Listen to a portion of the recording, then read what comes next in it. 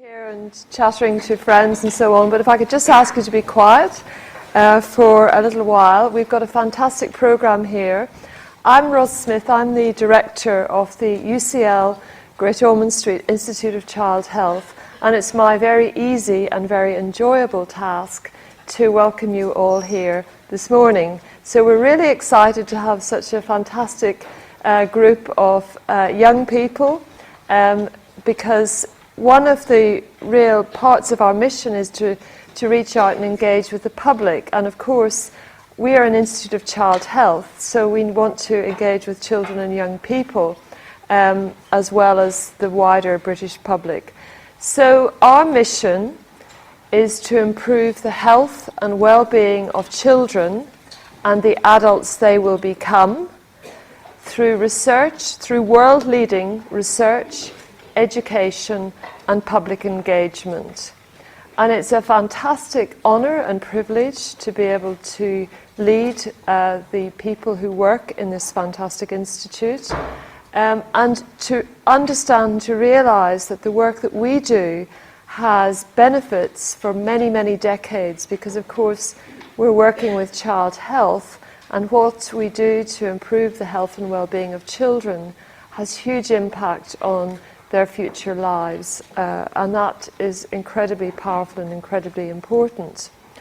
And we are Europe's leading centre for child health research and education. That's because we're the biggest, and because when we measure our performance and the quality of what we do, particularly around metrics that measure the quality of research, we are performing better than any other institution in Europe, and better than most other institutes of this nature in the world. So we jockey for position in competition with centres such as Sick Kids in Toronto, the Murdoch and the Melbourne Children's Hospital in Australia, some of the big American institutions in Boston and Philadelphia and Cincinnati.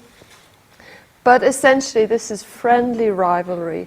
What we're all about is working together to try and improve child health globally across the world, and also working with low and middle income countries to try and support the work that they're doing to improve children's health and their lives. So a little bit about this institute. There's about 560 to 600 staff who work here. So what do? So about 150 of the staff here are what we call principal investigators. So that's a sort of term applied to people who do research, which means that they have been successful in leading a grant application, which means that in turn they lead a group, and they are undertaking some important research that's been recognised as being internationally and nationally competitive. And so around half of our PIs, the principal investigators, are clinicians. So they often work in Great Ormond Street Hospital, or they may work in some other hospitals that we partner with. The majority work in Great Ormond Street. So that's somebody who's a surgeon. So we've got 2 surgeons speaking to you this morning. It's quite a representation of surgeons. But a lot of people working as paediatricians, like I do. So I do a little bit of looking after patients in the hospital, a lot of providing leadership to this great institute, and a little bit of research and education also. So our clinical academics do some clinical work, and then they do research and education. But then we have other academic staff who are not qualified as either doctors or pharmacists or physiotherapists or other clinical professions. Their focus is as researchers and as educators working in the Institute. And we work together because we're all focused on our mission, which is related to child health. As well as the PIs, the research and the academic staff, we have people who are here as students, as master's students. So we have around 150 to 200 people doing master's programs. And those are all related to child health. We have PhD students, and again, they're working in different areas, but ultimately with a focus on child health. And then once you've got a PhD, people go and work as a postdoctoral scientist. And so we have a lot, around 250 postdoctoral scientists working in the Institute in a whole range of different areas. So we're going to hear, our first speaker is going to talk about epidemiology, so that's looking at population science, but then we have people working in basic science as well. So we cover the whole spread of different research that ultimately is focused on the benefit to children. And then we have very important professional services and support staff, and they number almost 100. About 60 to 70% of our staff are women, and around 20% have come from black and minority ethnic groups. And that diversity and support for the broad range of people that contribute to our mission is extremely important. And we've got a very active equality, diversity and inclusion program that is really focusing on how important that diversity is and how important it is to providing equal opportunity for people from whatever backgrounds they come from, because that means that we are stronger because we're drawing from the broadest possible pool of talent. So, lots more to say, but I'll stop there because you've got a fantastic program ahead of you, but huge welcome, and I hope that you will continue to maintain your interest in the work that we do. Thank you very much.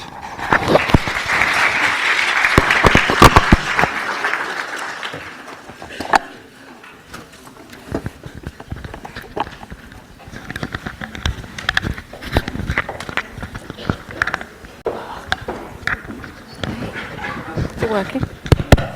Ready? Yes. Okay, thanks Roz, and thanks everyone for being here, and all the people that are logging in online as well. You're very welcome, and we hope that you enjoy this event as much as we've enjoyed organising it. This is the first of its kind at this institute, and we hope that it will become an annual event, something where we can not only showcase the medical research that we do at Great Ormond Street Institute of Child Health, but also to inspire some of the future generations to take up a career as a research scientist, or at least get an idea of what a career as a research scientist looks like. And on that note, we'd like to ask you already to start taking part in this event by telling us what you think a research scientist looks like. What is the main skill that a research scientist needs to have? And to do this, we're using a simple interactive platform called Slido. And this is very simple. You don't need to download anything, but you do need to get your smartphones out, anything that's internet enabled. So if you get those out now. Even the guys at the back, everyone, guys online, everyone get your smartphones out. And just open your regular browser, so whatever browser you normally use. And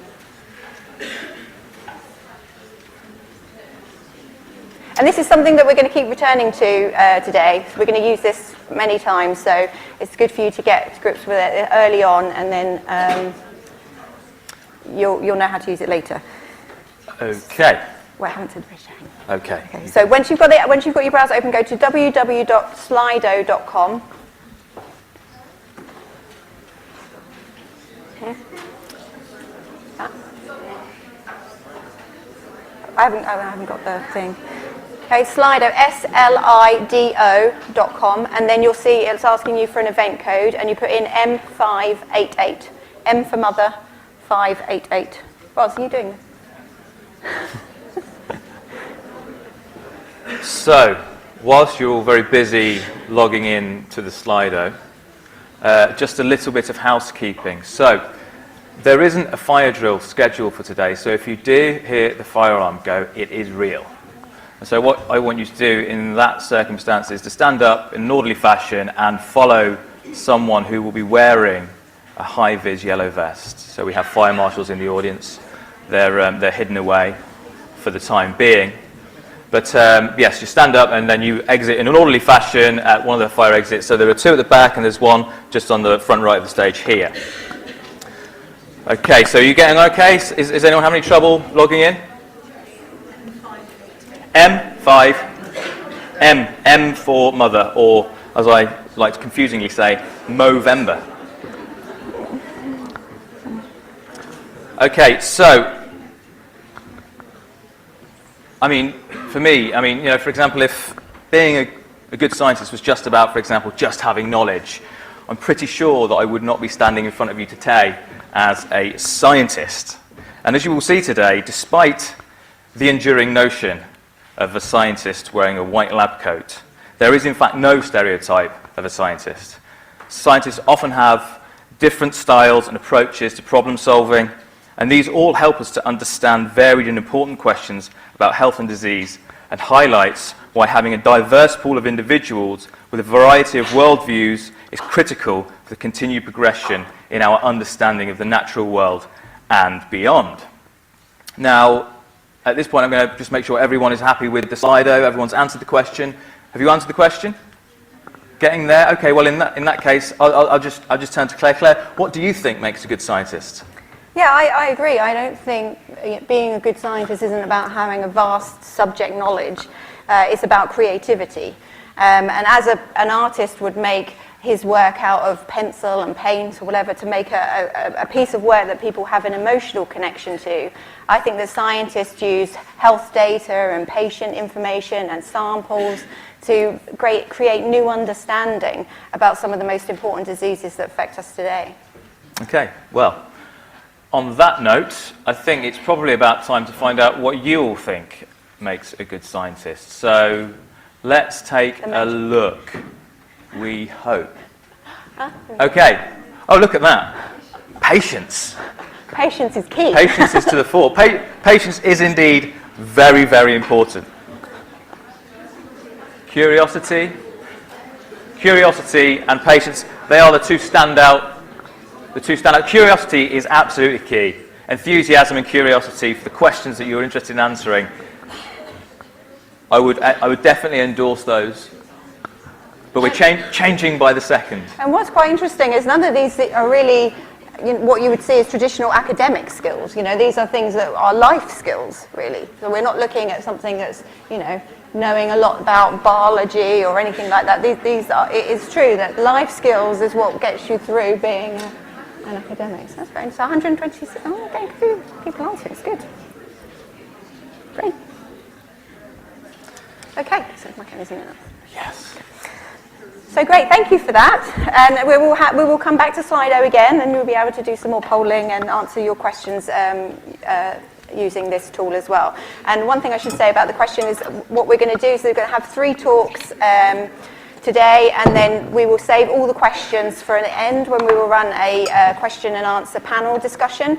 So throughout this, all the talks that are going on, you can submit your questions to the lecturers even now using Slido, and we will come back to them at the end. And when you submit a question, all your peers will be able to see that question, and they will be able to upvote particular questions. So if they agree with your question, or if they would also want to ask that question, then they can get upvoted and they have a higher chance of actually being read out on the stage and ask the question. If you have a question that's for a specific speaker, so Lola, for example, then prefix your question Lola, and we will know then that question is specifically aimed at her research topic rather than the others, and Paolo and Jenny as we go on. So we hope that these 3 talks and the festival that we've got outside will show you how we use creative thinking and these skills to answer some of the most important health questions today. Okay, so with that, we would like to introduce our first speaker of the day, and that is Lola Solebo. Lola is an eye doctor at Great Ormond Street and a clinician scientist within the Vision and Eyes Group at UCL Great Ormond Street Institute for Child Health. Her research focuses on the determinants of outcome for children with eye disease and how we can translate these findings into practice and policy for affected children and families. Today, she will tell us about her research with her talk, Epidemiologists, the Health Detectives. Okay. So hello, after medical school I trained as an eye surgeon at hospitals across London, including Great Ormond Street, and I also did my PhD here at ICH as well. And right now I work half the time as a researcher and half the time as a consultant across in the hospital.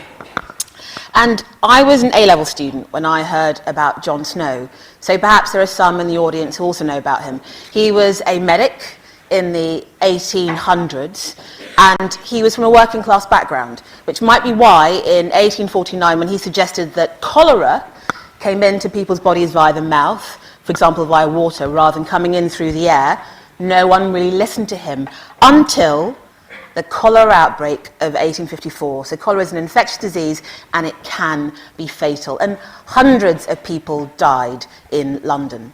So what John Snow did is he went door to door across the area with the highest prevalence, the highest frequency of these cholera cases. He knocked on every door and he asked in that household, did you have a cholera case? And he established how many cholera cases there'd been in each household. And he also established where there hadn't been cholera cases. And he put them down on this map behind him, which is a replication of the original. And by looking at the frequency of the cholera cases, where there'd been lots of episodes of infection, he was able to determine that there was this water pump that was likely to be the source of the infection. But even more important than where there had been cases, the thing that clinched it was where there hadn't been cases. So there was a brewery next to the pump where they tended to not drink so much water because they were drinking beer, and they had fewer cases of infection, maybe more cases of other life-threatening diseases, but fewer cases of infection. And then there was also a workhouse. So workhouses in those days, you know, bastions of just sites of infection. People did not have the best health outcomes, but there were far, far, far fewer cases in that workhouse than would have been expected. And that's because they had their own well. So it was finding out these absence of cases of variation who had and who had not that clinched what the source of the infection was. And by removing that water pump, they saved lives. And that's what epidemiology is, looking at the distribution of health, the distribution of disease within a population. Who gets what and why? What's the variability? What's the variance within your population? And using that to draw out things that tell you more about the disease. So epidemiology can tell you about the burden of disease, that is, how many people are healthy, how many people have disease. It tells you about natural history. What does health look like? What does disease look like? What does it do to the affected person over their life course? It can start to bring you closer to etiology, that is, what might be the causes of the disease. And also it can tell you something about outcome. What's the difference between people who have good outcomes once they get disease and bad outcomes? All right, now we're going to talk about Christmasitis. Christmasitis is it's a seasonal disorder, spontaneous. It's self-limiting, but it results in periorbital sparkliness. And some of you, I'm so sorry, but some of you in the audience have Christmasitis. So you've got little slips of paper next to your chair. If you have underlined text in that slip of paper, you have Christmasitis. It's limiting. It might come back next Christmas, but it's limiting. Don't worry. If you have Christmasitis and if you don't want to be photographed, then give your slip to someone else, because if you have Christmasitis, you're coming up to the stage. Can I just get 3 people who have Christmasitis to come up to the stage? Just 3 people to come up to the stage. Right, who's got Christmasitis? Some of you have it. There's no shame. Who's There's no got shame, guys. Hands Christmasitis. up. Come on. Come on. Have you get? Come on. Come on.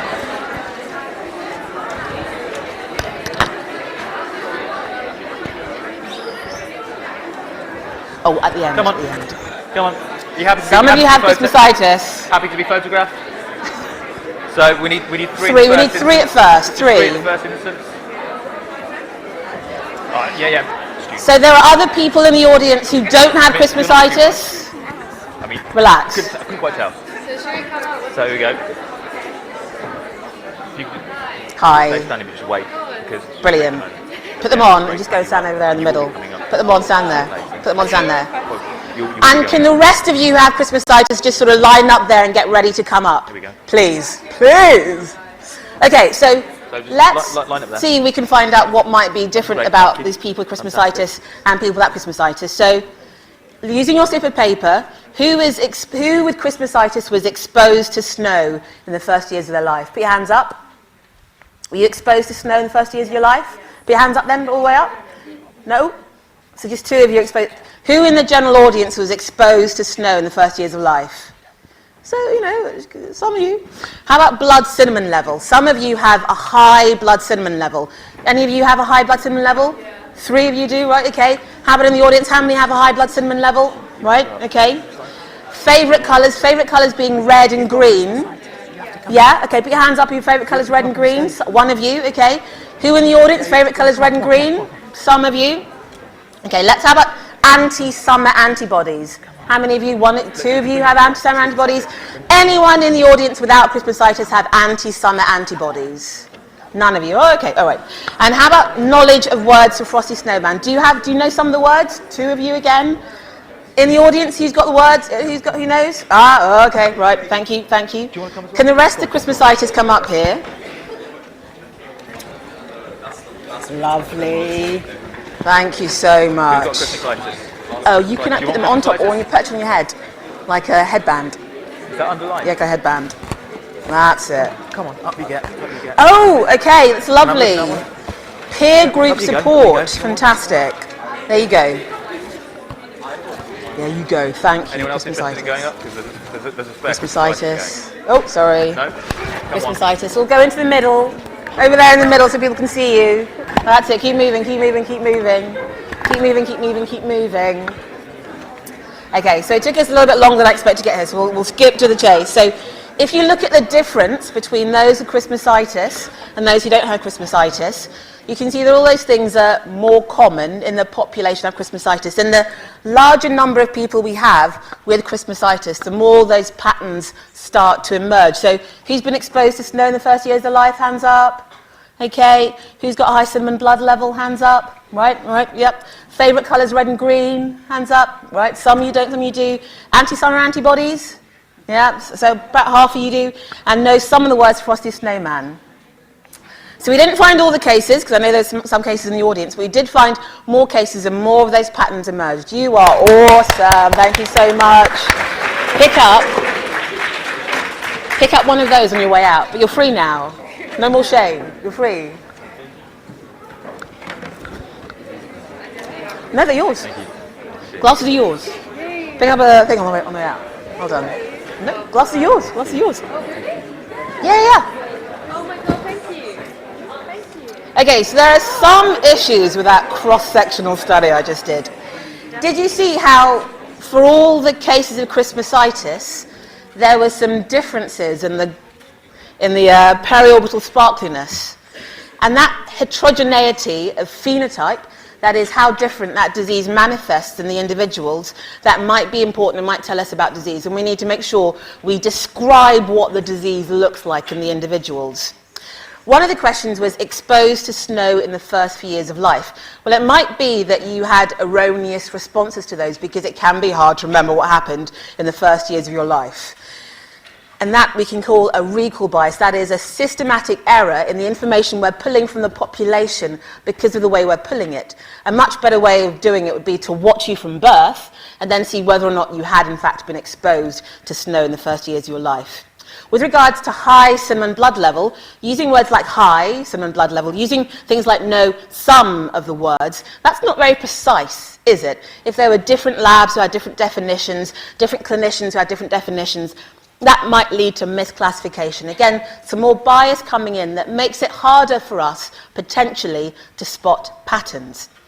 And also having woolly definitions for things, like favourite colours red and green. Well, what's actually driving the association? Is it because it's a red that's your favourite colour, or is it because it's green, or is it some kind of interplay between having favourite colours being both red and green? And of course, we found an association between Christmasitis and all these factors. But association doesn't necessarily mean cause. It might be something that happens after you get Christmasitis. Having all those sparkles around your eyes might lead you to prefer having red or green as your favourite colours versus the colour preference driving the disease. And it's all those challenges when it comes to answering questions about disease in populations that really sparks our attention. So I'm going to talk about epidemiology in action. That is the research that we do. And I sit within, as you heard, the Vision and Eyes group. And here's our last Christmas photo. The person that you can't see because she's taking this photo is our group leader, Jugnu Rahi. The thing that pulls us all together is passion about improving outcomes for children who are at risk of blinding disorders. Because vision is a miracle. right? Vision is a miracle. Just think about all the things you've done this morning since waking up, and think about how much harder they'd be if you had impaired vision. Vision is the sense we most fear losing. And also, apart from the impact that visual impairment and blindness has on the individual child, has on their family, it also impacts on wider society, because those children need and deserve the extra support that allows them to be the best that they can be, which is expensive for a nation. In the UK, the most common cause of childhood blindness is a rare disease. That child has poor vision because they have a rare disease. And a rare disease is one which impacts on fewer than 1 in 2,000 individuals. And the reason why we know that is because of work done here at ICH. So a surveillance study, sort of like John Snow did, looking around the country to see which children have poor vision and looking to see the characteristics amongst that affected population. That's something that was done here in 2000 and has recently been updated in another study, BCVIS 2, which was just recently completed. Okay, so let's drill into rare disease. I've told you that individually, rare diseases are uncommon. However, there are thousands of rare disease. There are at least 6,000, there may be as many as 9,000. So if you take them collectively together, 1 in 17 people in the UK have a rare disease. And that's 3.5 million people minimum. So rare disease is common. Rare diseases also typically affect childhood. And 1 in 3 of those children with a rare disease, for them, that rare disease is impacting in some way on their eyes.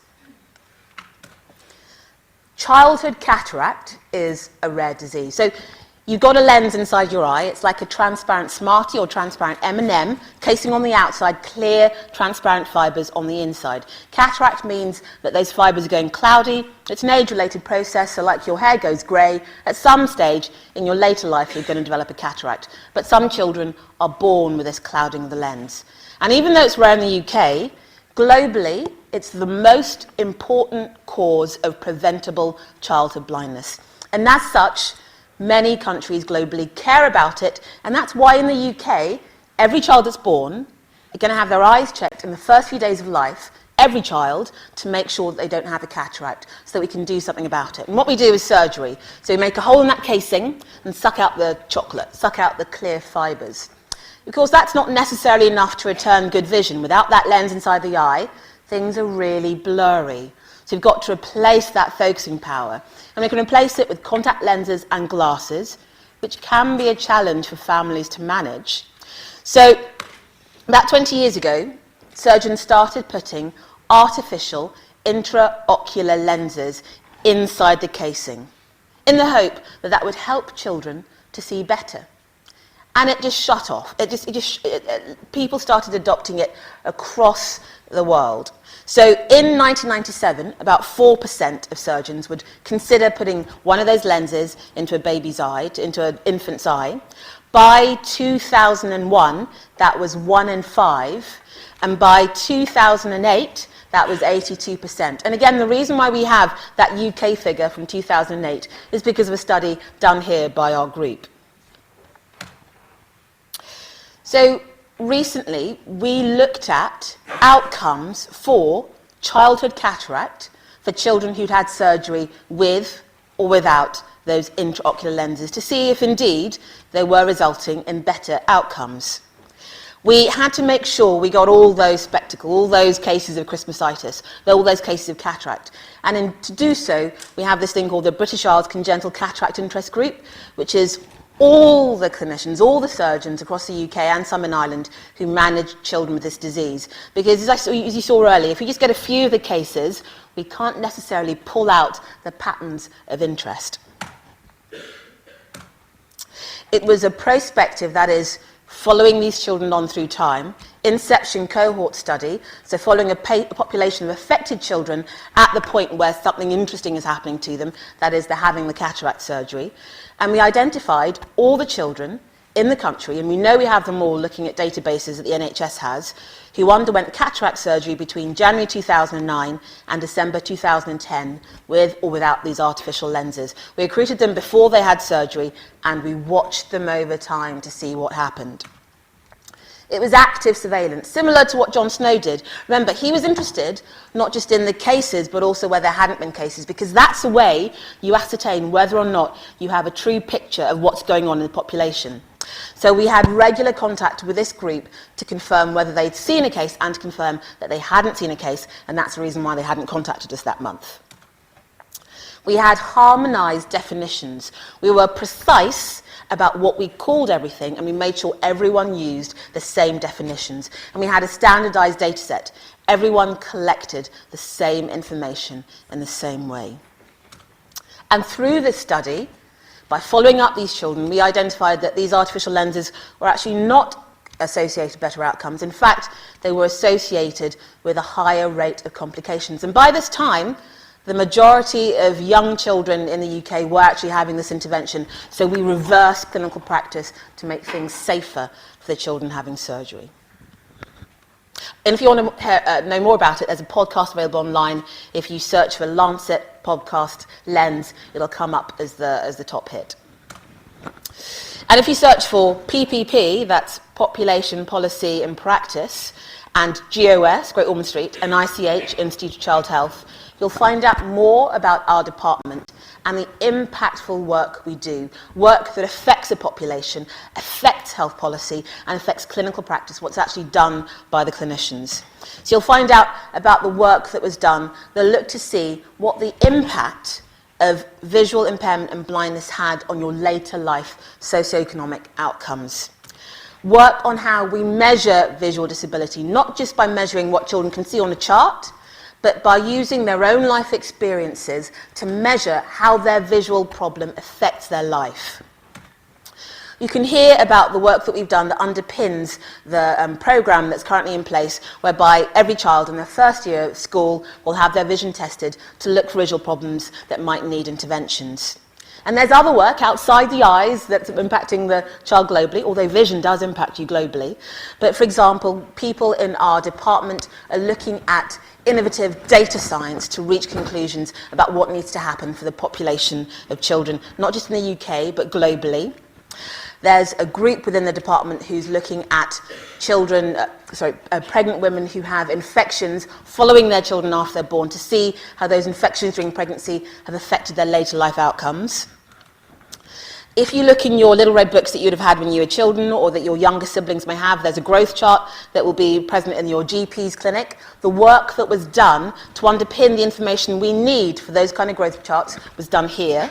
In fact, that red book, the work that underpins the sections in that red book, was again done by a team based here.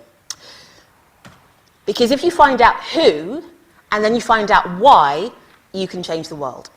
Thank you very much.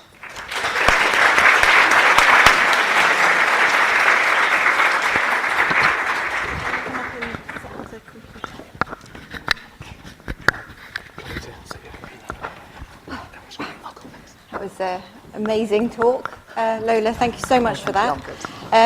Now, if you have any questions that you want to ask Lola, remember to use the app, log on. It's the same event code, M588, and you'll be able to find the Q&A section there, and we can maybe give you a bit of a flavour of some of the questions that have come in now. Is it going on? You've frozen. But yeah, we're on this one. Ah, how do we get this one? We can escape here. Oh, hang on, that one. That'll do it. Hang on. Okay, so we can't show you that. We'll show you after the next one because we've had to switch laptops, so it's all very technical.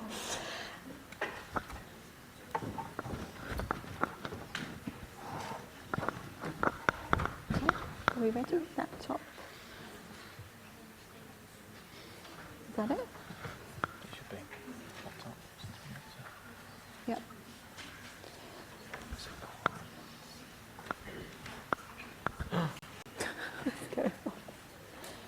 This way, isn't it?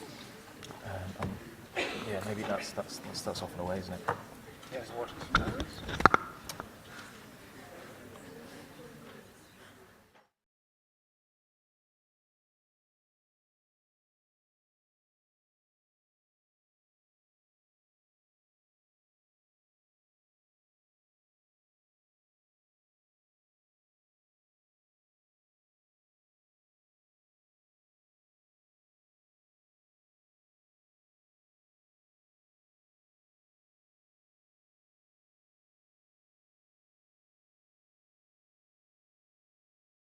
It's my great pleasure to introduce our second speaker, which Paolo Di Coppi. He's a consultant paediatric surgeon at Great Ormond Street Hospital, and he has a special interest in birth defects and the way to treat them before and after birth. And he's going to give us a talk today. We're building tissues in the lab, a new alternative to transplantation. Yep. So thank you very much. It's a pleasure to be here. My name is Paolo. I'm one of the surgeons at Great Ormond Street Hospital, and I work in the lab, so that gives me a great privilege to just try to put together what happened in the institute and what happened in the hospital, and try to find a place where we can help each other to get children better. And I hope some of you may follow and go into medicine and think about doing surgery as well. I will show some images from surgeries, but I will tell you before, so you may want to turn around if you don't want to see it. So what I do every day, I do see children who are born with some missing part of the body. I meet sometimes those children even before they're born, when they're in the mother womb, but essentially most of our treatment are dedicated after birth. So here's a child that was just born. Mom tried to breastfeed. She couldn't because the child was spitting out everything. So the nurse tried to put a tube in the gullet. And you see it stopped somewhere there in the chest. It means that part of the gullet was not formed. So we need to do an operation on this child to put the gullet together. But some of the time we cannot do that. And so we have to do big operation, like moving the stomach up in the chest to allow these children to swallow and to eat. Those are big operations, and to do it in a child who is otherwise normal, like any of us, it's a big undertaking. So that's why many surgeons, like myself, have tried to find solutions. Try to go back into the lab with help with professionals, with scientists, and try to build organs in the laboratory. So to put together engineering, cell biology, and doctors to try to find solutions for these children. And this is not new. I consider this to be a bit the initiators of the field. And you may have come across already these two names. They published and they came to the cover of the Times in about 1938. And Alexis Carrel was already very famous. He got a Nobel Prize because he discovered how to put vessels together. So he's considered a bit the father of transplantation.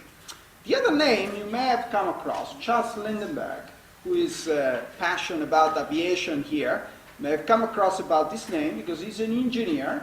He's the first that did the solo flight over the Atlantic.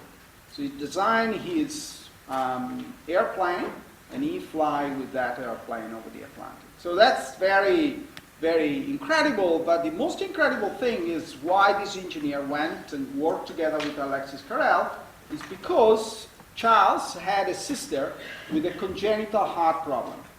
So when he became famous, he went to Alexis Carrel and said, how is it possible that I went with my flight over the Atlantic alone, and you cannot make a new heart for my sister?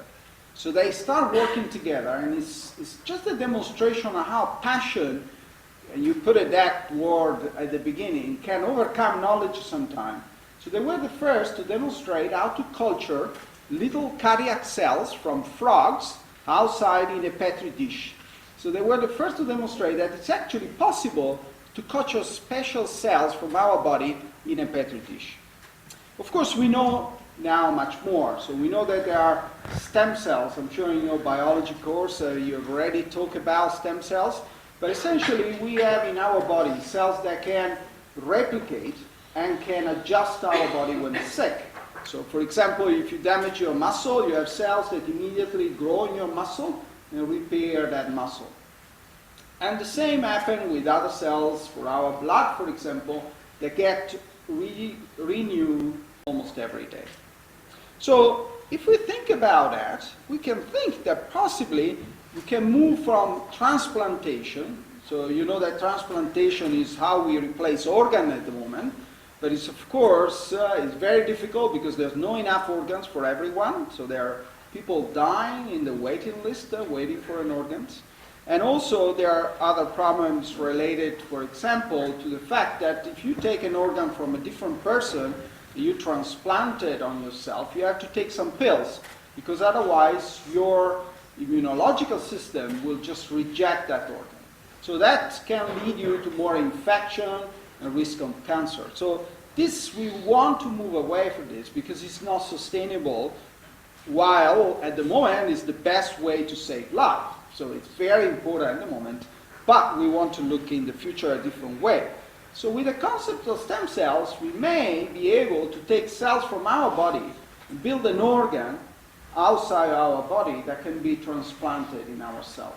In that way, it will not be rejected because it's made by our own cells. And that's what essentially we are trying to do in the lab and others around the world. So, can we build organs?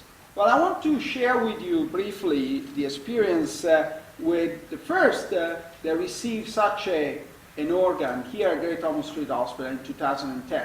He is Kieran, that was born with a congenital malformation. And in Kieran, we try many ways to restore his windpipe. He had a problem on his windpipe, and we try all possible technology, surgical way to restore his normal windpipe. But after 10 years of surgery, repeated surgery, he failed, and he needed something else. So what this little video will show you is what we essentially have done. So we've taken a trachea, a windpipe from a cadaver, and instead of transplanting directly that windpipe on Kieran, and that will be a problem because will be the rejection and all the other organ transplantation, we have washed out all the cells that were present in this windpipe. So what was remaining was just a scaffolding, the matrix that is made of collagen and proteins that we can use to put other cells there to make a new trachea.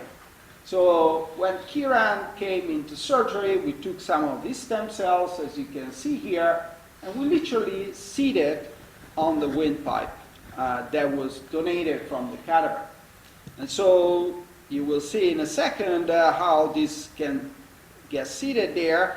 While we were doing the surgery, I can tell you the surgery was a bit more difficult than this. And then the cells were seated in the laboratory in the windpipe, as you can see here, and then transplanted to Kieran. And all the surgery was led by Professor Elliott, that was the cardiothoracic surgeon, the chief of cardiothoracic here at Great Ormond Street Hospital for many years. So essentially what we've done there is to replace the old windpipe with a windpipe made in the laboratory, or partially made in the laboratory. How is Kieran doing? I could show you a lot of physiology and so on. I think this is better than physiology.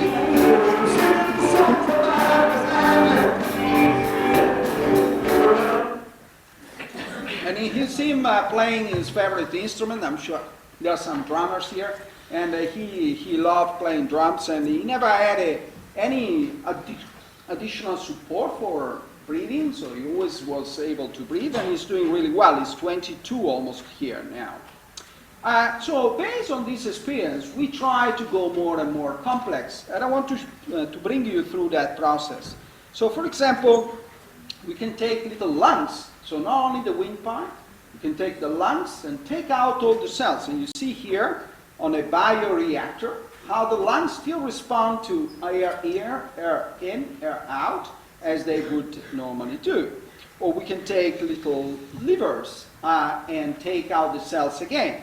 As you see, they become white because the cells and the blood are giving the color to the organ, but essentially all the protein and collagen are white, and then you can still perfuse it. So you can see that blue dye that goes through the liver all the way through the liver with no problem. These are from little animals, but we actually can go large. So this is a liver from a human, from one of our liver that were not possible to transplant, and we can decellularize, and you can see they are present. And the same for other organs, and here we have the kidney. But one of the main problems that we face at Great Ormond Street Hospital is children that do not have enough bowel. So either because they are born without some of the bowel or because they lose some of the bowel because of some diseases, they need bowel to be replaced. So can we do that? Well, I'm just here standing, but there's a large consortium that is all over Europe that is led here by ICH that works on finding new therapy for children that have lost their bowel.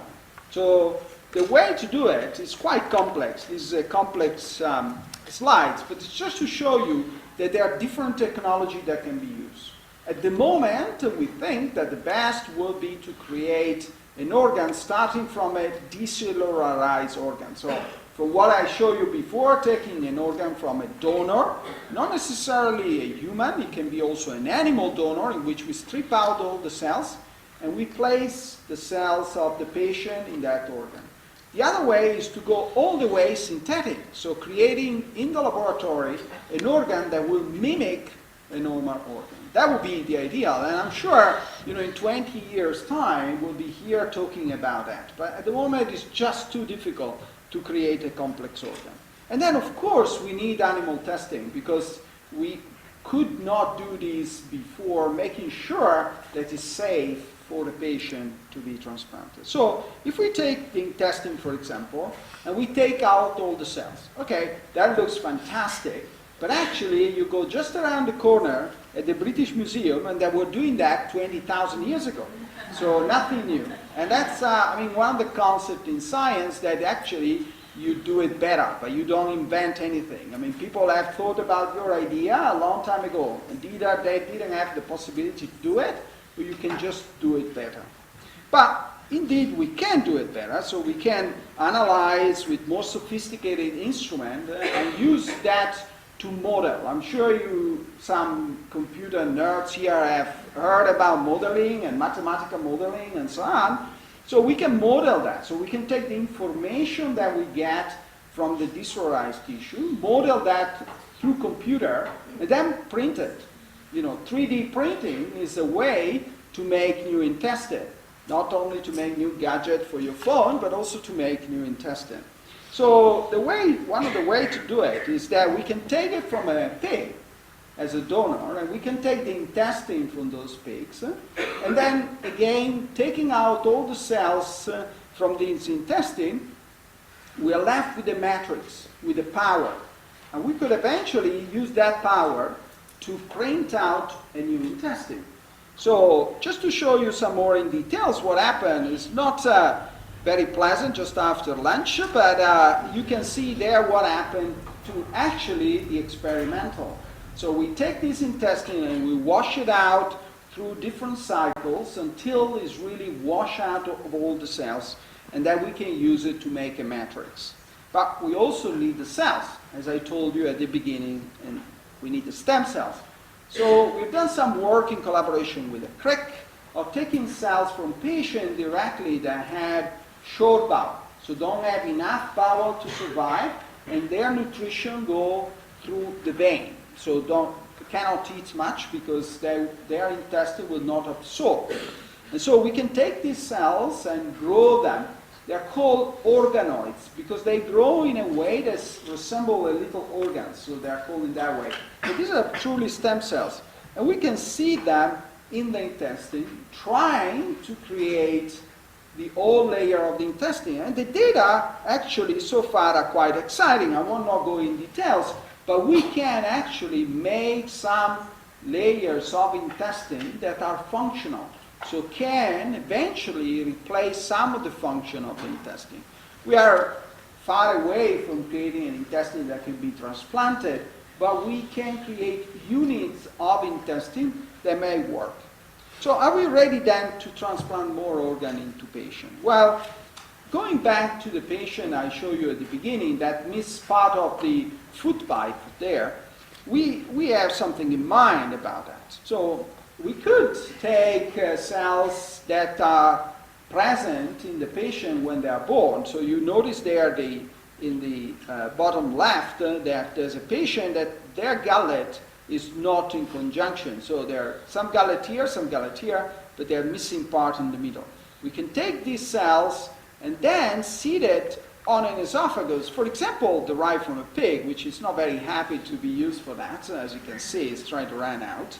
And then we put in a bioreactor to educate these cells before implanting into patient. So we know somehow how to do that. And we can take these esophages, we can take out all the cells, we can put in special bioreactor. You think these bioreactor may be very complex, but actually are essentially bottles which help us going with the media, so with all the nutrients that the cells need through the inside of the esophagus. So you see here, for example, this is an esophagus that is educated to be ready for transplantation. So what our esophagus does, remove the bolus of food top to bottom. And you see here the esophagus contracting in the same way. So this is an esophagus built in the lab that could be transplanted. And you see just by building that in the lab, it can become much thicker, and actually we can even transplant it. And this is just some example of the transplantation. I will show you this is just a nice CT scan. So it's an images in which you show the trachea there, all the rings that you see. And you see on the back here an esophagus which is being transplanted in a rabbit. So it's a small animal that will help us understanding what happened then eventually in human. So you see here the two pipes, the windpipe here in front and the foot pipe here on the back. Now, there's a problem. I talked to you about pigs, I talked to you about rabbits, but unfortunately, different from what we know from our culture background, no pigs, no rabbits can stand. So they are quite different from human, and there's a problem there because testing the esophagus in those animals is quite different. But there's also something even more exciting, is that nowadays, with the technology that we can have, or we have available, we can diagnose most of those malformations even before the baby is born. So we can actually take stem cells from the baby while it's growing in the mother womb to build organs, or we can also replace the organs directly through fetal surgery, so surgery in utero. And why we can do that? Well, we have described some time ago that we can take stem cells from the amniotic fluid, which is the fluid that surrounds the fetus while it's growing in the mother womb. And we can engineer them, so we can culture, we can grow them, and eventually we hope to be able to use them to treat the fetus before birth or right after birth. So one of the diseases that we are working on, and we have learned from Children's Hospital Philadelphia, and we are now doing that between Great Ormond Street Hospital and University College London, is Spina Bifida. There are some children that are born without the full closure of their spinal canal, so their spine gets damaged and injured during the fetal life. And essentially what we do is a repair. So we do in utero, so while the baby is still in the mother womb, we do a repair of the spinal canal to avoid those defects to continue and to get worse for the baby once it's born. Now there's some surgery, so if you want to see it, turn around. But this is actually what happened in utero. And so here is the utero. It gets open, and you see there the fetus is about 25 weeks of gestation, so it's still a long time before being born. You see the defect there. You see here the defect. This is the defect in the spinal canal. And this here is the same operation that is done postnatally, gets done in utero. And please don't tweet those images, and you can see it, but don't tweet it around. And this is the repair that is done in a very similar way to what happened after the baby is born. This is very exciting, of course, because the baby doesn't need any surgery once it's born. So it's a child that will be able to go home with their parents, as any baby should be doing. And this is just the closure of the uterus. So, if you think that science fiction is this, I'm going to challenge you even more. And just what is possible to do now is possible to do the same operation without opening the utero. So we can do that through special cannula inside the womb without opening the utero, and this is being done currently. So you see here just a little fetus that in a minute is going to say hello to you. You see it there, and you see here how he's moving his finger to say hello. And one possibility that will come to clinical reality very soon, which is being developed at Children's Hospital Philadelphia, is actually for babies that are born prematurely, so they cannot stay in utero because of various reasons. At the moment, they are in incubator, but the incubator doesn't mimic what is the uterus nice place to be in the mother womb. So in Philadelphia, they have developed methods where actually what I show you about doing in the mother womb could be done outside, but still in the fetus developing. So this is a little lamb that is still a fetal lamb, but is in a machine outside the utero, in an incubator, a special incubator, in which there are fluid, which is similar to the amniotic fluid, and it gets connected through an external blood oxygenator, so it's that function like a placenta. So this is about to come a clinical reality. So what you have seen, I hope that when you start some of you, your medical school or your biology school, you will actually learn and you will be involved in this to bring this into patients.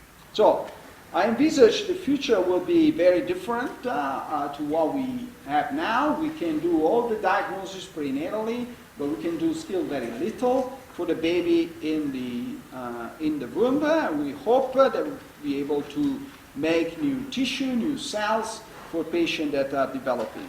Of course, we are very pleased that we'll be able to do that in the new center. Just across the road in that direction, you may have seen entering here the institute. There's a new center, the Design Center for Research, and as Professor Smith has told you just before, this will contribute to make this center even more dominant in the pediatric research, and is certainly competitive to all the North American.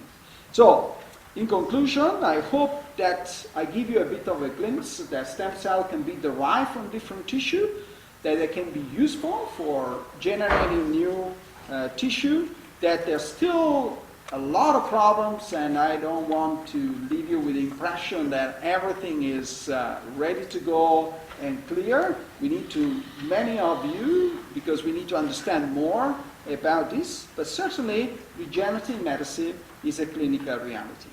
And just a slides to demonstrate that actually I'm here talking, but there are a lot of people that actually work in the lab and in the hospital that help producing those data. So my knowledge goes to all of them and to all the collaborators. Thank you very much again.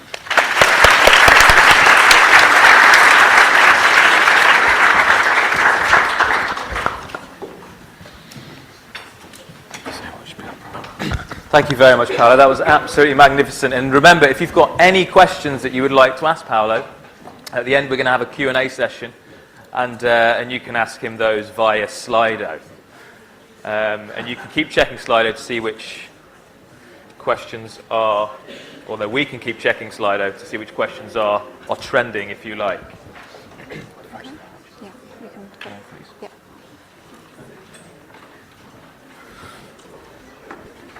So, our next speaker is Jenny Rohn. And Jenny's team at UCL work on how cells of the body interact with invading bacteria, and she's going to tell us about antibiotic resistance in her talk, The Bacteria Fight Back. Welcome, Jenny. So on your Slido right now, there should be a question. Have you all seen it? You've got 4 answers. It's asking you, what year do you think people will start dying from antibiotic-resistant infections, completely resistant to all known antibiotics? So you could just answer that question? And should I just start on with the talk? Yeah, okay. So, I'm really pleased to be here. It's such a thrill to talk to you all about something that I feel really passionate about, and that is the fact that we used to have bacteria under control, and we're losing the battle, and we really need to do something about it. So this story starts a very long time ago, 4.6 billion years ago, when the planet was formed. It looked a little bit like this, perhaps, and it was really hot and nothing could live. But almost as soon as the Earth had cooled enough for life to form, bacteria arose. 3.5 billion years ago. That's a long time by comparison on this timeline. Mammals and humans, 200,000 years ago. It's just a tiny little pixel at the end of this story. So bacteria had been on the planet for billions of years before we even got here. So they're really, really old and really, really, really smart. And not only are they ancient, but there are an awful lot of them. So there are 5 million trillion bacteria on the planet. That's more than the number of stars in the universe. That's quite a few. And this is the sobering bit. Right now, on you, in your hair, in your nose, between your toes, inside your gut, you are just loaded with bacteria. 100 trillion bacteria on you right now. That is 10 times more bacteria than you. So you're not even human, mostly. So that's a sobering thought as well. So lots of them, and they're very ancient and wily. Okay, so because of this, so bacteria can be good. There are good bacteria. There's friendly bacteria. We're not here to talk about the friendly ones. They've been causing problems for our species for almost as long as we've had historical records. One of the lowlights of bacterial problems was in the medieval period, when probably up to 1/3 of the European population was decimated by this tiny, tiny little bug called Yersinia pestis. It doesn't look very impressive there, but it brought Europe and the rest of the population to its knees. And the only thing you could do back then, there were no drugs. You could hire your local priest to sprinkle some fairy dust on you and perhaps pray a little bit. Otherwise, you were toast. So Yersinia pestis is still around. It can cause the Black Plague, but it's under control because we have antibiotics. It's under control for now. So remember that. Okay, so we are higher organisms, right? We're the top of the food chain. We are the big guys. How come we still get sick? Because we got these amazing immune systems, right? We're advanced organisms. These little guys are tiny. Why do we still get sick? And the answer is because bacteria have amazing defense mechanisms. They have ways of getting around our defense mechanisms. They're always ready to outsmart us. And I'm going to give you an example of my favorite bug, E. coli. So E. coli, you've probably all heard of E. coli. It's one of the friendly ones, right? It lives in your gut, and if you go to the toilet and you smell that wonderful smell, that's E. coli you're smelling. Love it. So E. coli looks a little bit like a Tic Tac. It just hangs out in your gut and does nice things for you, like it helps you digest your food and so forth. But when E. coli gets into the wrong place, or it's the wrong kind of E. coli, really bad things can happen. And I study urinary tract infection, which is a conversation killer at any party, I can guarantee you. What do you study? Urinary tract infection. But it is a huge problem. It causes lots of problems for the elderly, and it is one of the most common infectious diseases in the world. And E. coli, normally, people used to think it just hung out on the outside of cells and just caused some inflammation, but that's not what it's doing. So this is an image of a normal mouse bladder. And if you put E. coli into a mouse bladder, this is what happens. What is this? This is a pod. Ladies and gentlemen, this is a pod. What it is, this is a bladder cell, and that's a big, huge blister. And that blister is full of bacteria because the E. coli have actually physically burrowed into the bladder cells, through the plasma membrane, and start replicating inside your cells. Believe it or not. And then it forms this blister, and the blister gets bigger and bigger and bigger. Can anyone guess what eventually happens to this blister? Pops like alien, and they all come out and reinitiate infection. This is why many women get UTI over and over again, because it can hide in there. And when it's in that pod, it's nice and safe. The antibiotics can't get in, and the immune system can't get in, so they can regroup. So that's one of the mechanisms that E. coli uses to outsmart us. And it's got others. It's got more tricks up its sleeve. So normally E. coli looks like a Tic Tac, which you can see up there. But when it bursts out of those alien pods, it looks like that. It looks like spaghetti. A long filamentous form of E. coli. It's only seen in bladder infection. What is this doing? Well, scientists have worked out that it's doing two things. The first thing is, if you're shaped like a Tic Tac and you're in a bladder and your host decides to urinate, it's like a fire hose. You're just spurting right out there. You cannot cling on.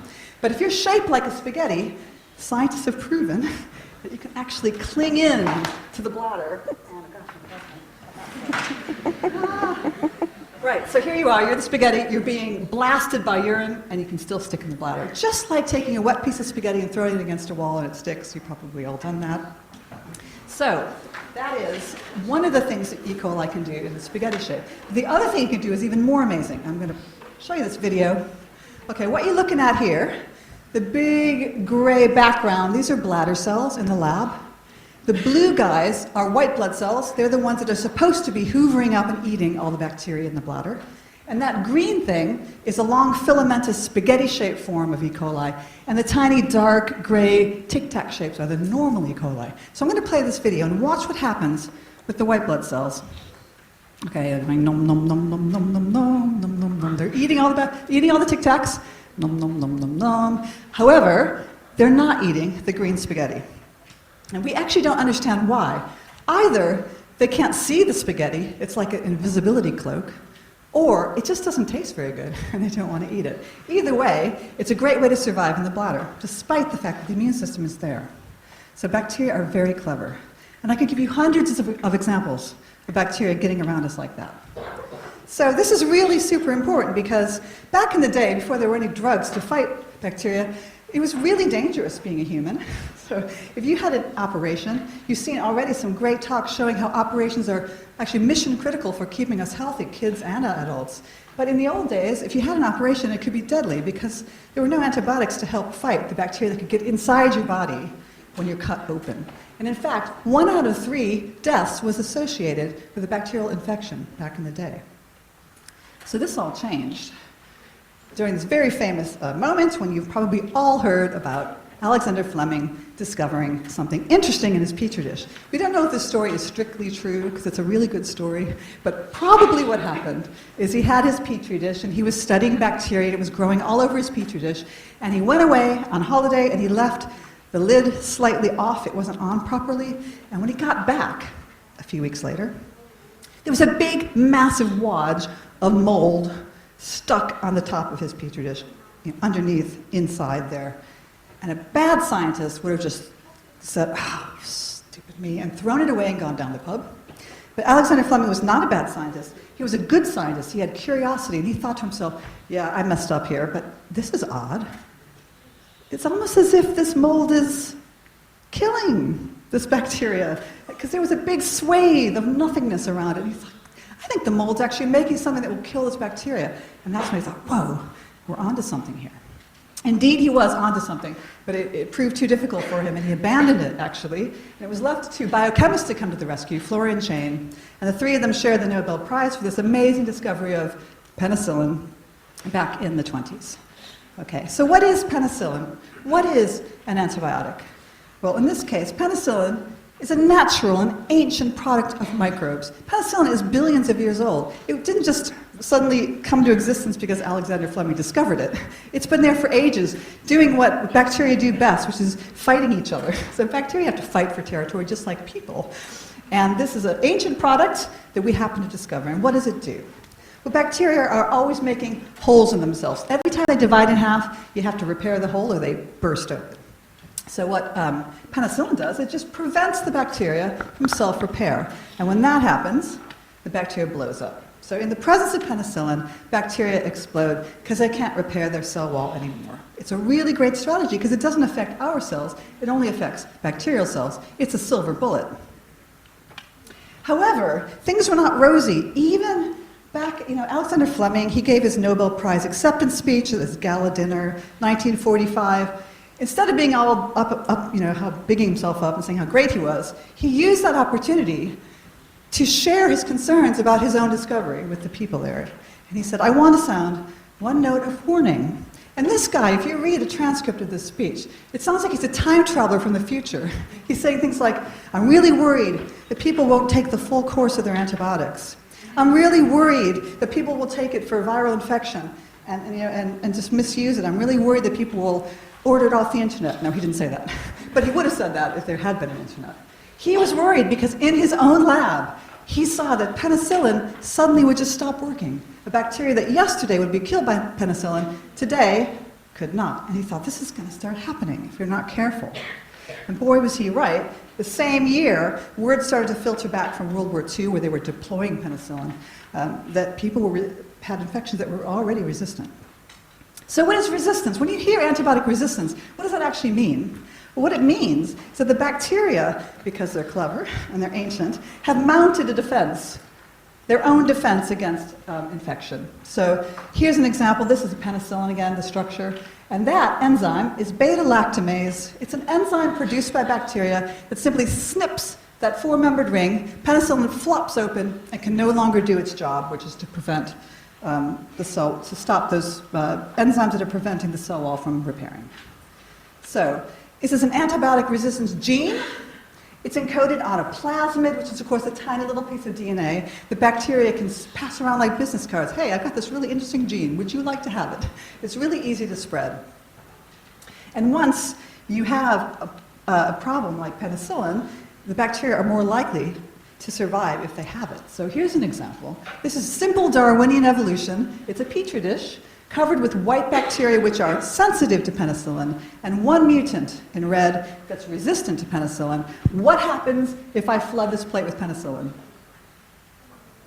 Yes, exactly. All the white ones die, and all the red ones take over. Now imagine instead of a petri dish that this room, most of you are the sensitive bacteria, there's one of you, maybe you're the mutant that's resistant. If I flood this room with penicillin, if you're all popping penicillin pills when you shouldn't be, you're going to survive, everyone else is going to die, you're going to go out to the London Underground, you're going to go get on a plane to Hong Kong. Next thing you know, this resistance gene is everywhere because of natural selection. Okay, but something even stranger is happening. So back in the day, we discovered lots and lots of antibiotics in the last century. They all worked for a long time, 10 years, 15 years. One antibiotic even worked for 20 years before there was any resistance recorded. But something weird happened in 1990 around then. They just stopped working. So we invent a new antibiotic, boom, instant resistance. The bacteria were all over it. Something happened. And what was happening? What we think is happening is that the misuse of antibiotics that Fleming was so worried about back in 1945 was really taking off. So people could buy penicillin for 60 or 30p on the internet. They didn't need a prescription. There's some countries where you don't need a prescription. You just go to the pharmacy and say, I've got a cold, can I have some antibiotics? And they say, sure, take 3 boxes. We also started to dose our animals with lots and lots of antibiotics. And this is just essentially like the petri dish. We're flooding the planet with antibiotics and selecting for things that are resistant. So we're now in a serious perfect storm situation where we're running out of useful antibiotics and we're not making any more. So in the golden era back last century, 20 new antibiotic classes were discovered up till 1987, and people said, you know what, we got 20 classes of antibiotics now, let's just stop making them. We don't need any more, we got 20. Let's work on cancer, let's work on stroke, let's work on all these other problems. That's fair enough, right? But then resistance began to arise in all of them, but we didn't reverse and start making more. No new antibiotic classes have been discovered since 1987, which is before, I guess, most of you were born. No new classes have been discovered, and here's just a graph showing plummeting amounts of approved new antibiotics by year. There haven't been any. And if I tell you that it takes 20 years to get from eureka discovery in the lab to a new antibiotic, 20 years, and sometimes it doesn't even work, right? So we're already starting from a situation where we're in trouble, and even if we discover the next new antibiotic tomorrow, it might take 20 years before it's approved, and it might not work at all. So this is a problem. So what happens to bacteria if they're not treated with drugs, if they're not opposed by the immune system, if they're just left to grow unchecked? I took this video just as sort of a way to illustrate how scary it is. So what you're looking at here is a dish full of human bladder cells and the little tic-tac shaped things that are our friend E. coli again. I just sprinkled them in there and set up a video camera, and I left it running overnight. Of course, they're doubling every 20 minutes, exponential growth. Sometime around midnight, you could no longer see the cells. And then by the time the morning came around, there were no cells left. The whole flask in this case was just full of E. coli. So this is what happens in a body when there's nothing to fight the bacteria. Okay. So a lot of people think about the antibiotic resistance crisis. You've probably heard about this on the news. You probably think, oh, that's something to worry about in the future. It's something that's going to happen later. But actually, the future is already here. So here's a report from the Centers of Disease Control in the United States, 2013. 23,000 people die each year from a bacterial infection that cannot be treated by any known antibiotic. 23,000. That's just in the States. And there's similar figures for other countries. European Union, 25,000 people a year.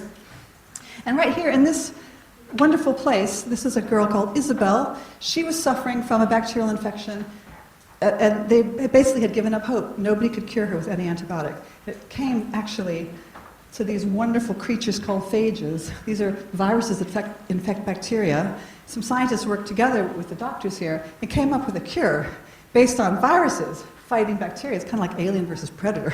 Really interesting idea that's now starting to take off. Okay, but I think it's really important to stress that this is not a new problem that we only just heard about yesterday. This is just a quick media review. You don't have to read it all, but just look at these ancient years, 1961, 1966, 1967, 1972, headlines warning us about the antibiotic resistance problem. It's not a new problem. We've known about it for generations, several generations now, but nothing ever happens. Nothing gets done. We just keep worrying about it and talking about it, but nothing ever happens.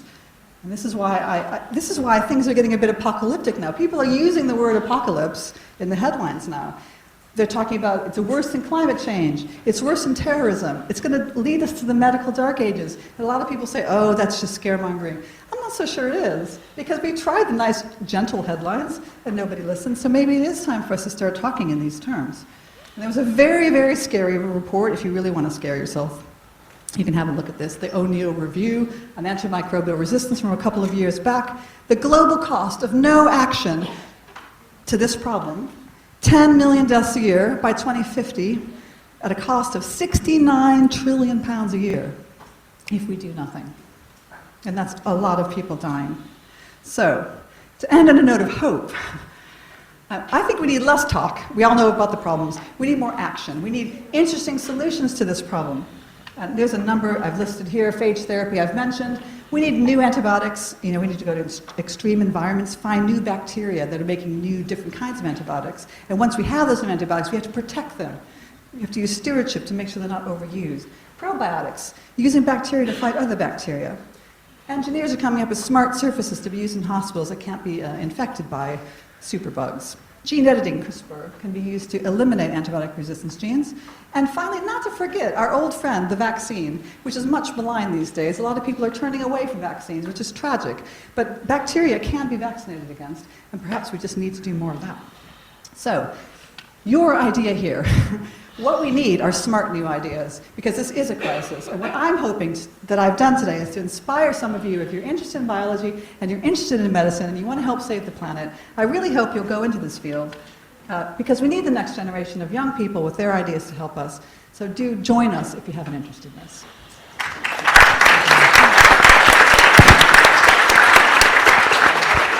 That was magnificent, Jenny. Thank you for sharing that with us. And perhaps, and thank you for sharing a note of hope at the end there. And perhaps, if we do make progress in a few years, you could come back in a couple of years with a new talk, perhaps entitled Return of the Medicines.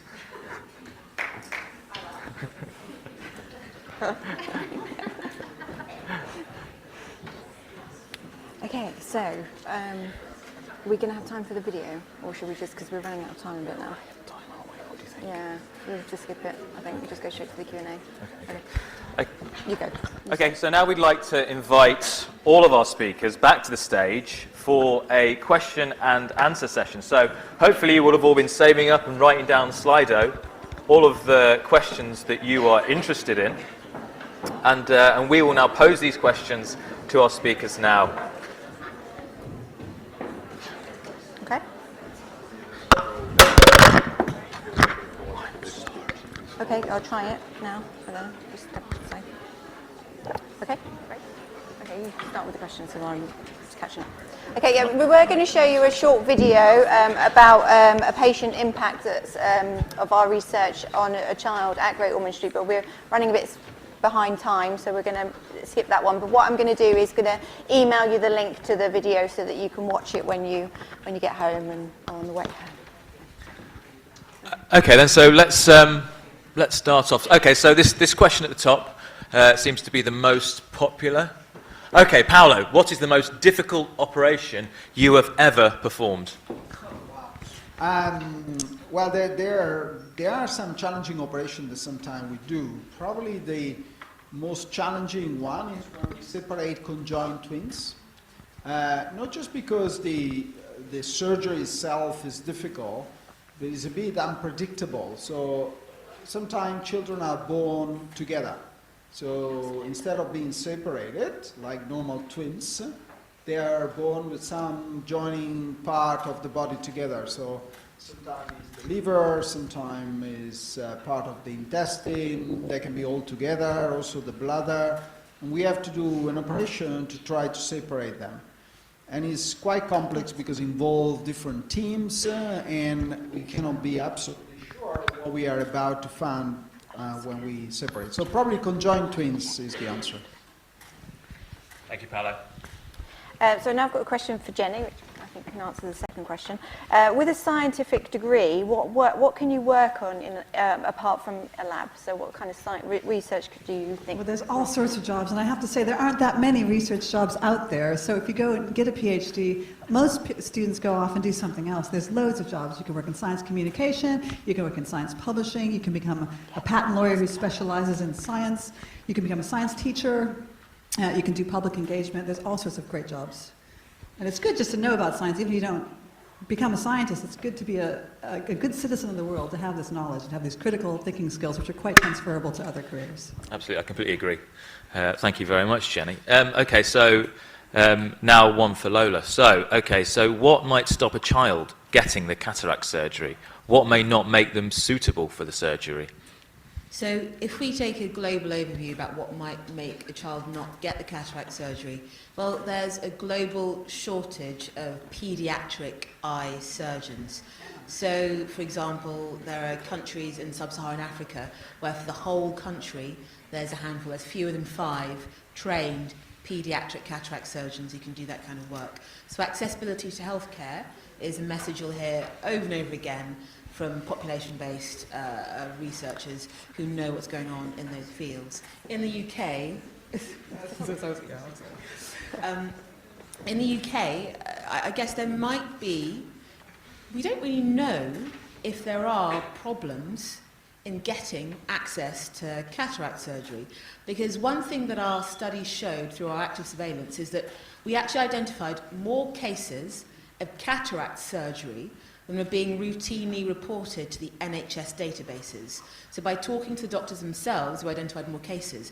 And we know that there are some national registers in the UK of children who have disorders, but those national registers, because people don't have to report their cases to them, they under-ascertain. We don't know the true picture of what's going on in the UK.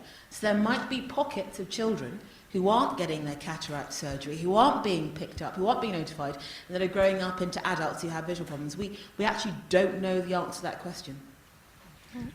And this one's for Paolo. Are there any alternative animals, aside from pigs, you could use for patients who have religious concerns? Yeah. That's a very important question. Yes, there are. And the most... one of the most used in terms of organ similar is the cow, for example. But the question is also open up the possibility to discuss a bit more, because we have talked to representatives of different religions, of course. And actually, when you take out the cells, there's no really element of the animal there. So there's no DNA. So, for example, something many people don't know, but they're already heart valve.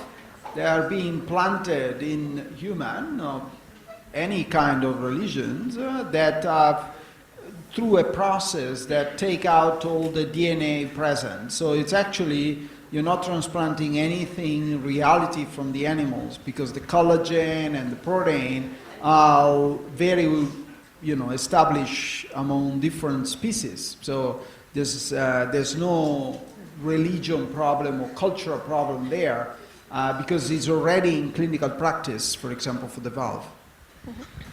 Thank you, Paolo. I've got one that, well, there was one that was asked, which I think is suitable for all three of you to answer. And it is, if you wouldn't mind, if there is any one thing that any of you would change so far in the journey you've had to the position you're in now.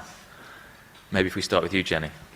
That's a really tough question. I think if I did it all again, I'd probably go to medical school, become a doctor, and then become a clinician scientist, because I've noticed in my field that it gives you a tremendous advantage in doing research if you have that PhD and the MBBS. So I think I would have done that. Who knows if I would have survived medical school, but that's what I think I would have done. I think it also gives your bank balance a big advantage as well. So I came to ophthalmology late. In medical school, I was interested in vision, but I thought I was going to be a neurologist, so looking at neurological disorders and how that affected vision. But then I realised that neurology was all about headaches and back pain. So I did A&E for a year after I left medical school to try and figure out what I wanted to be, because in accident emergencies, an A&E doctor, you see all the different specialities. And I realised through that I wanted to do eyes, and maybe I'd have identified eyes. I'd have linked eyes and vision sooner in medical school. But again, being an A&E for a year gave me some cool dinner party stories. So. Yeah, it's a difficult question because I feel very lucky that I can combine surgery and science. And I learned that while I was training in Boston for 3 years, and that was quite late in my career. So in Europe and in UK, many surgeons don't spend enough time in the lab, and I think this is a limitation that we still have in Europe. So I learned that quite late. If I would have learned it a bit earlier, it would have been better. That's common practice, for example, in the States. I've got a question for Jenny, which I think is quite a good question generally. Why doesn't penicillin fight viruses? Does it not recognize them like it recognizes bacteria? So different antibiotics target different processes, but the one thing they have in common is they all target metabolic pathways or cell walls that are specific to bacteria. So penicillin targets something that's in this peptidoglycan wall that viruses don't have. So to make a good antibiotic, you have to be specific against bacteria. And one for Paolo, how long did it take you to train to be where you are now? Did I finish training? I don't know. It's training is a long process, so for me, I did medical school in Italy. This is 6 years, and then I did my training in Italy, in Amsterdam for a year, and then in Boston for 3 years. So it's about 9 years of training, and I did a PhD of other 3 years, so 12 plus 6.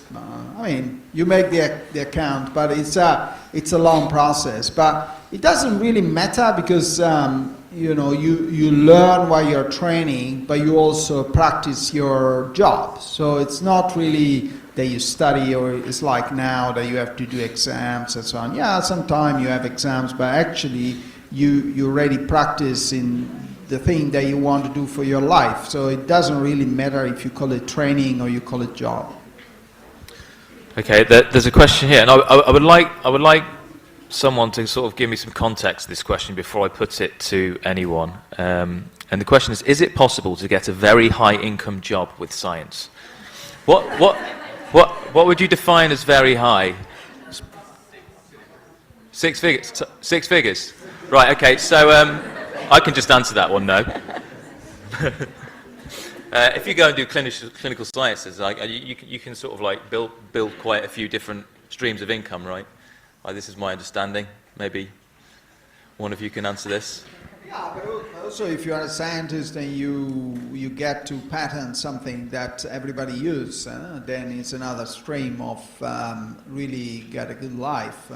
I think there's been demonstration that science, medical doctors certainly more because they have a secure job stream through their medical practice. However, try to be driven by passion because, for example, if you're a medical doctor, you can spend your time doing private practice, but you have much less fun, I can tell you. You earn much more money, but you have much less fun. So at this age in particular, try to be driven by passion. Then, of course, I mean, money are important, but I can assure that none of us has problem to survive. So you can make a good life after science, and actually, you know, it gets better and better with time. I think science is one of those fields where people get paid more than others, and will be more. And in other countries, even more clear the difference, like in North America. But even here in UK, I think science is more and more recognized as a high-skilled job. So, I think. Oh, did you want to add anything to that, Lola? No. Okay. So I think Paolo's advice there to sort of make your decisions based on passion is very true, and it's a very nice place to wrap things up, I think. So if we could all just give the speakers another round of applause, as well deserved. Yeah, and I just want to say a big thank you to everybody who has helped bring this event together. And I think, you know, Hannah, Sam, Daniel, Alice, Claudio, you've all been amazing, and so thank you very much. And I just have, oh, okay, and I just have one thing to say about this form. So there's the crossword thing, which you can get a prize from the table that's at the top on the far right. So it's the next to the pipetting people. You can pick up a prize once you've completed it, but you have to complete the feedback form on the back, and then you can go either way to get your lunch. So. Also, Claire has put this whole thing together more or less single-handedly, so if we could all give her a round of applause as well, that would be great. Thank you. Thank you so much. No, thank you.